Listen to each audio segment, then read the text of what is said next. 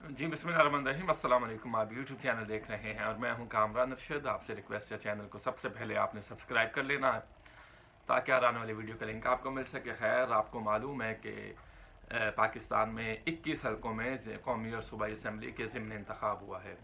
इस ज़िमनी इंतखाब पर बहुत सारे सवाल पैदा हुए हैं।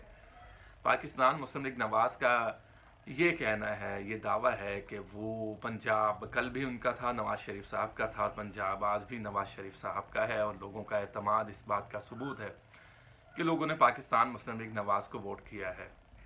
मरीम नवाज़ शरीफ साहिबा जो पंजाब की वज़ीर आला है वो भी ये कह रही हैं, और जो पाकिस्तान के वज़ीर आज़म हैं, वज़ीर आज़म फॉर्म 47 के शहबाज शरीफ साहब, वो भी यही कह रहे हैं। लेकिन सवाल ये है, क्या वाकई पंजाब नवाज़ शरीफ का है? नवाज़ शरीफ साहब की तो अपनी सीट कंट्रोवर्शियल है, डॉक्टर यास्मीन राशिद वाली, एन 130 वाली। तो वो उनको मालूम है कि उनके साथ क्या हुआ है, मानसेरा में उनके साथ क्या हुआ है। तो पंजाब की ये जो बात कर रहे हैं कि पंजाब नवाज़ शरीफ का है, तो अगर नवाज़ शरीफ का पंजाब होता तो इस वक्त जो वज़ीर आज़म पाकिस्तान है वो नवाज़ शरीफ साहब होते, वो शहबाज शरीफ साहब ना होते। और अगर नवाज़ शरीफ का पंजाब होता तो ये ना कहना पड़ता शहबाज शरीफ को कि पाकिस्तान तहरीक इंसाफ की सीटें ज़्यादा हैं, नंबर ज़्यादा हैं, आएँ वो हुकूमत बना लें। ऑफ़र की है उन्होंने शहबाज शरीफ साहब ने कि वो जिससे चाहे मिलकर हुकूमत बना लें, ये बात दुरुस्त है। तो इमरान खान साहब ने फैसला किया कि वो इन दोनों जमातों के साथ मिलकर हुकूमत नहीं बनाएंगे।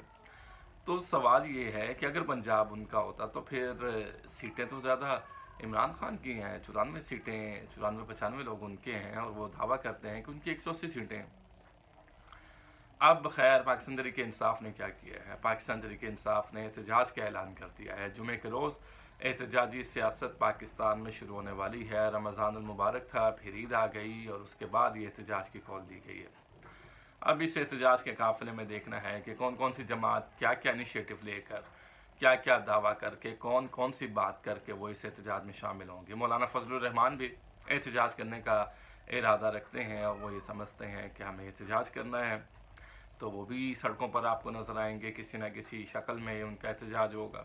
GDA धांधली के ख़िलाफ़ वो भी निकलना चाहती है, वो भी आपको सिंध में, अर्बन सिंध में, उसके बाद कराची में एहतजाज करती नज़र आएगी। बलूचिस्तान की भी कुछ पार्टियाँ, अख्तर मेंगल हैं, और वो भी एहतजाज करते आपको नज़र आएंगे। तो अब देखना ये है कि इस काफ़िले में कौन कौन शामिल होगा। तो पंजाब तो आपका नहीं है, ये बात तो दुरुस्त है, लेकिन नवाज़ शरीफ साहब ये दावा करते थे कि वो अब चौथी बार वज़ीर आज़म बनेंगे तो यहाँ से मोटरवे बनाएंगे वहाँ तक, और वहाँ से मोटरवे बनाएंगे वहाँ तक। तो मोटरवे क्या बनानी थी, अब वो रोटियाँ बनवा रहे हैं, तंदूरों पर जा रहे हैं और देख रहे हैं कि रोटी का साइज़ क्या है और रोटी कैसे है। तो ये जो दावा है पाकिस्तान मुस्लिम लीग नवाज़ का, तो ये दुरुस्त नहीं है। दूसरी जानब इमरान खान साहब की बात करें तो वो जेल में मौजूद हैं। बुशरा बीबी के बारे में आपको पता है कि जी उनके ज़ख़म जो मैदे में है, और वो जो हार्पिक याद आता है, उस हवाले से भी बड़ी चहमगोइयाँ चल रही हैं। इमरान खान साहब के केसेस की बात करें तो तोशाखाना, इद्दत वाला केस और साइफल वाला केस वो सब के सामने आ चुका है। और अब ये सूरत हाल है कि आगे ऊँट किस करवट बैठेगा। हुकूमत बड़ी कमज़ोर है, इसमें कोई शक नहीं, और ये हुकूमत को भी पता है।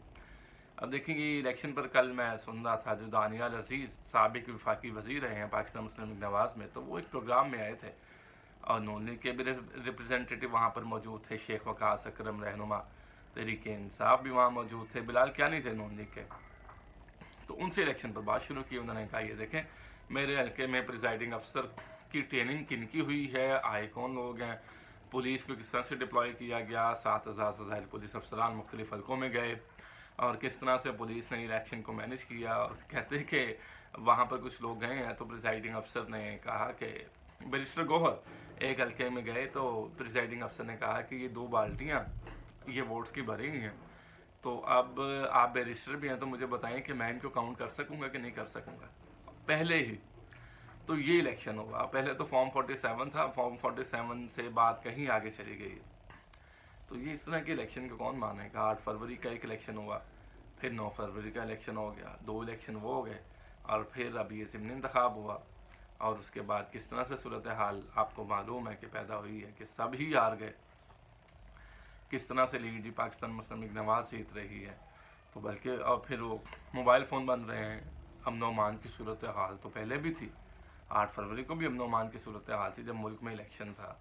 کب امن و امان کی صورتحال، سیکیورٹی خدشات کب نہیں ہوتے. تو آپ کو موبائل بند کرنا پڑے. جو سب سے اہم جو ہمارے وزیر ہیں اس وقت، وفاقی وزیر داخلہ، سب سے عام شخصیت پاکستان کی اور سب سے امپورٹنٹ شخصیت پاکستان کی، جناب محسن نقوی صاحب، انہوں نے موبائل فون بند کر دیے. اب موبائل فون رات تک بند رہے ہیں. کچھ لوگ، کچھ صحافی حضرات جو فوٹیج بنا رہے تھے تو ان کو بھی گرفتار کر لیا گیا. 92 نیوز کے کچھ لوگ تھے، مختلف نجی چینلز کے کچھ لوگ تھے جن کو گرفتار کر لیا گیا. پھر بعد میں چھوڑ بھی دیا گیا کہ وہ فوٹیج بنا رہے تھے. تو یہ اس طرح کے الیکشن کو کون مانے گا؟ کوئی بھی نہیں مانے گا.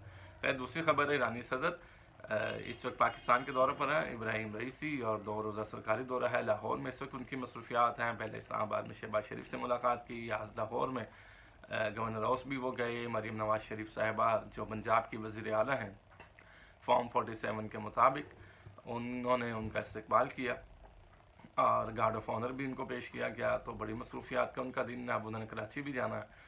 اب وہ یہاں کیا لینے آئے ہیں؟ ایران کے ساتھ پاکستان کے کیا تعلقات ہیں، کس طرح سے بات چیت چل رہی ہے؟ آپ کو معلوم ہے کہ ایران نے اسرائیل پر حملہ کیا ہے کچھ دن قبل، اور اس کے بعد ان کا پاکستان کا یہ وزٹ، یہ بڑی اہمیت کا حامل ہے. دنیا اس کو اپنے اپنے انداز میں دیکھ رہی ہے.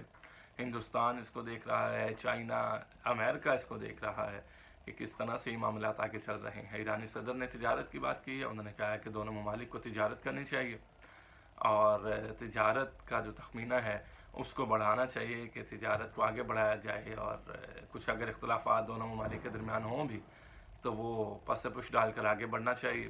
آپ کو معلوم ہے کہ ایران کے تعلقات اس وقت سعودی عرب سے بھی بہت اچھے چل رہے ہیں. گزشتہ 9 سالوں کے بعد ایرانی جو زائرین ہیں، وہ ایرانی لوگ وہ عمرے کی سعادت حاصل کرنے کے لیے سعودی عرب کا رخ کر رہے ہیں 9 سال کے بعد.